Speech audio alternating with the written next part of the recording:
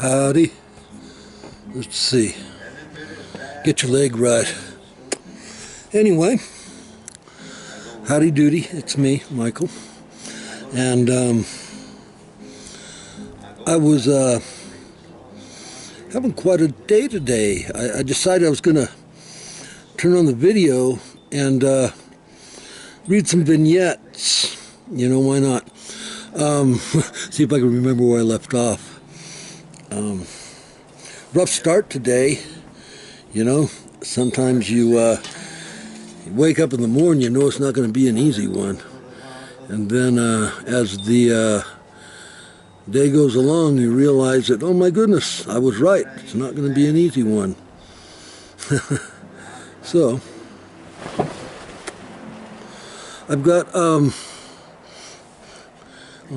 see, I was going to do this, because it's cooler when you wear sunglasses. Can't tell what I'm really thinking then. Okay, back some more. Let's go to notes. Let's see what we come up with. No, actually, I want to go back to,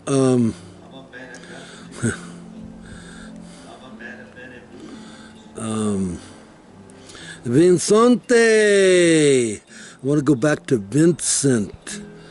Yes, because we got to bring Vincent through. We have to bring Vincent through his walk. We've done a bit, and let's see. I got two. Love moves through her like fiber. It was on a quiet night. Hey Vincent, can you hear me? An interview. Oh, Vincent prostate on the dirt floor. I wonder what the interview is. Well, I say, well, the interview's a little bit long. It could be interesting. And I didn't come with a specific agenda today. I've been practicing trying this video thing, and I like it okay. It gets things out there quickly. My thoughts come rather quickly, and I write them down, and I like that, and I post them, and people seem to like that okay. And there's this a need in me to get out, you know, to get it out. I guess for me, it, you know, carries stuff. There's a reason why it's written. I'm not sure I actually know what that reason is, but I do it. And the concepts of, and I've spoken about this, guerrilla literature, you know, popping up, jumping up, you know, writers writing, artists doing art and putting it up on the walls, you know, on the brick walls in the alleys, over the poster boards on Main Street. Written from the heart. Anyway, let's check out the interview. We'll see what that is. Okay, it says it was May 28th. I wonder what year? 2020 at 11. That might have been when it was redone. We shall see, or not, doesn't matter. An interview, or a piscus vesica by overlap. Perhaps Vesica be her name. Like it? Sure makes me smile. So what the hell is going on here, if I may ask? It's all about the asking. Not done so much anymore. Not in earnest. I mean, like, we research, huh? Get the right questions up and going. Some questions land right there. So skip those, hardly. That's the ones, eh? Like boundaries, pardon me, like boulders in the road. Like boulders in the road.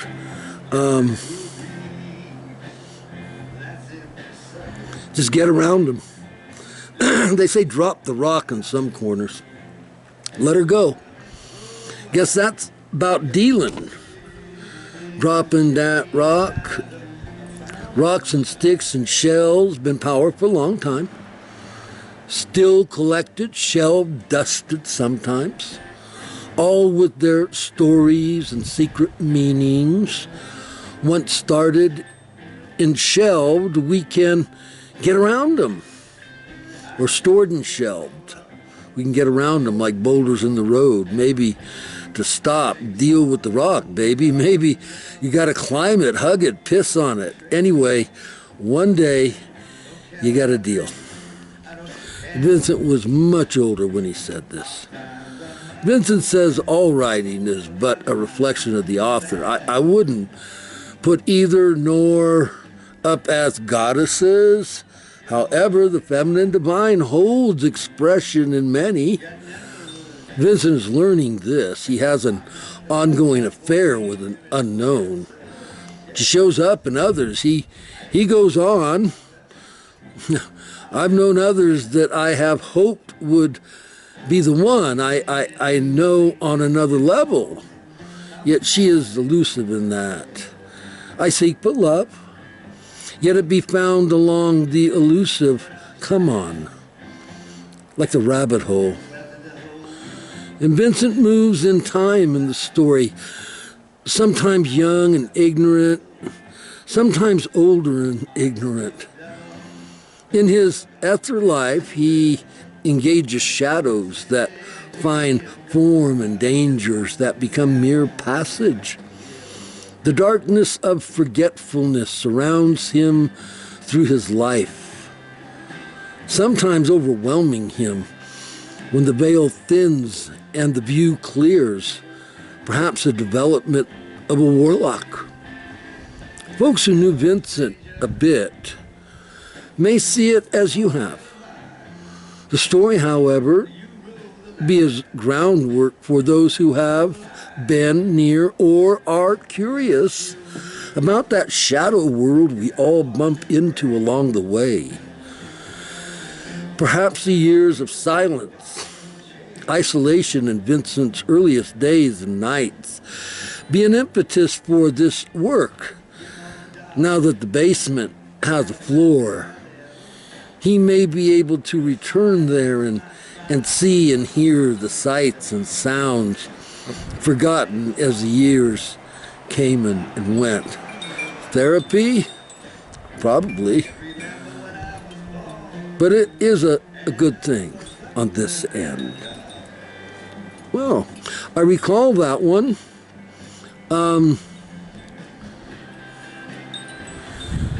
There's a few in here that have gotten past me. It hasn't been that long since they've been written, but there's been so many. This one's supposed to be on September 1st of last year. And it is... I may have read this one too, but I'll read it again. I don't care. Vincent prostrate on the dirt floor of the cabin. So how did he lift his chin to the heavens? All the way to the heavens.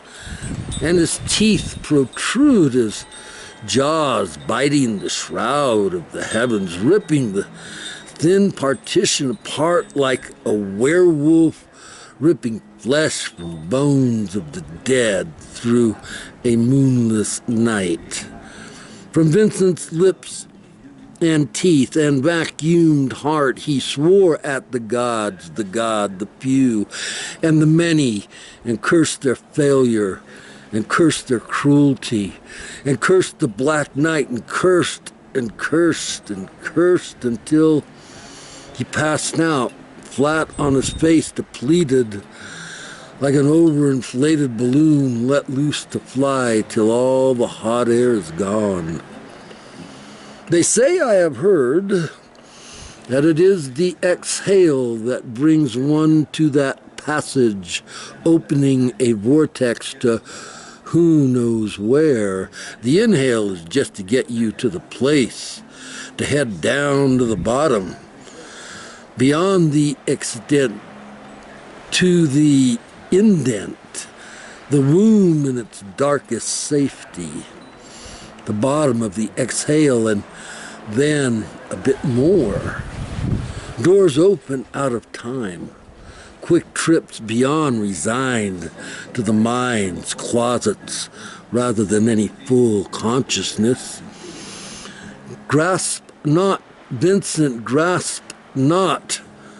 Rather, blow your lungs empty of all pollution and poison and push harder till there be no more. Nothing, nada, but the shift, the exchange. Yet Vincent does not exhale so deeply, and rather draws again the breath of life. He's just like that. Yeah, I think I did record this one too. It's okay though, like I said. I just wanted to get out today and read. There's definitely enough here to read, and I can remember it when I'm done. Sure, I'll have to write it down on paper so I know. Vincent came from the forgotten dreams. He could not for several years now even recall any dreams, except on occasion, the ones that may remain showing fragmented pieces in of time and spatial corners. Jeans and the smell of gasoline and oil often were one of many different brands of costume. Ever since Vincent met Val, his steps moved a bit to the border, the parameters, edges and cliffs and such, Kundalini serpentine tubes and all that jazz. Coming on from outside, so it seems in retrospect, a sly injection into the denim, oil and gas and all. Seemed like they'd known one another along the way, in the coming and the going, like in life before birth. Now there's a great avenue back that goes fro, he thought. Then, now, he thought, such a small fissure in the dome is all it took to get Vincent moved just a bit. He was often reminded by Val of a bus stop bench at the high school, and how she was, for some twisted joke of a God in whom she did not believe, she would see Vincent and become forever bound, and perhaps cursed. She had outrun him. She had passed him. She had all but forgotten him in perhaps more times than either of them could know. And were oh so hard as to the way she would shed this human shell called Vincent. And over time, every single time, Vincent did not know shit. Blind, lame, clueless. One of the hidden places was the place where one and all crossed to life from life, yet by nature it might not at all there in that place be life. Then what be it? Death perhaps? And so even there they would pass, the two of them, Vincent and Val, funny. No time there like zero to a bazillion years. Seconds, nano, whatever. So, yes, there in death as well as life, the dance of these two dancing even there. She knew he didn't, but he did bump up against it. Goddess or no, he too had his truth, even be it vague or not, his. In the squalor of the lowish life, the bond ran to Val. Just a bit higher, you see. Yet Vincent of shadows be loftier, if only on occasion. She watched him climbing like an ant up a pedestal, to either reach the unseen pond atop and drown, or to fall from the precarious overhang that led to that pond. Either way, he has done it. Either way. In parabola, in truth, in lies, in theft, in sanity perhaps, but not yet. As lives tumbled, one and then another, forgotten each time. Wow, that was beautiful. I write it and then I forget it. That's yeah, midway through the Vincent aspect of the story. I love Vincent. He such a dummy in so many ways. But then, you know, he becomes tactile. He begins to understand touch. Not even like touch here, but touch. Touch that moves you through something, another kind of touch, not a hand, a flesh, physical touch, but something Vincent begins to touch. He begins to touch through to that mystery place. He begins to touch through. And I love that about Vincent. But Vincent's world changes. As we go through the story more and more, it changes. In some very peculiar ways. And that'll all be part of how it comes and goes. I have a new word processor, so I'm going to try to start aligning up the vignettes a little more closely and seeing about getting it into a form to, I don't know, print, publish, whatever. There's an awful lot of words, a lot of story, a lot of characters. That fascinates me. I never know where it's going to lead me, but I enjoy it. So, yeah, what are you going to do? So I'm gonna make note that I have read this far now, and I'm going to figure out what that means, and then I'll read more later. I'm going to try to publish this in on Facebook through QuickTime, I think it is, rather than YouTube. I never know how you're supposed to do things, but maybe I'll figure it out.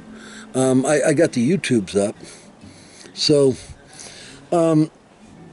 how nice that I can do this, and I know a few people watch it. I don't know who they are. I hope it does something for you. They're fiction stories, almost fairy stories in a way. Either that or they're interdimensional travel. But I would think that they were probably just, fiction, little fairy stories, not really about anything that could actually go on that I know of in this world. But it is a good escape. It gets me away from my stuckness. I'm very fortunate where I live, how I live, and what goes on with me. And I enjoy taking care of that. But the writing gives me, I don't know, I can't remember my dreams. If I remember a dream, boy, it's got to be something. Usually trying to tell me something. So maybe it's how I dream during the day. I do it by writing, yeah. And so I like it. I know that there are people out there, and it's good to talk to people, even if you can't see them. I know I'm doing meetings by telephone with the group that I attend regular. We did Zoom for a while, but I don't know, I like telephone calls, conference calls. I like to hear people's voices, and then you can mute it, when you're not actually... I forgot one day I came back, the whole meeting was over. But anyway, there's more and more and more. And again, thank you. This is, let's see, when is this? Let's take a look. This is Monday, June 29th. Anyway, when I get off here, who knows what I'll probably just make more coffee or something. All right. Bye-bye. We'll see you in a while.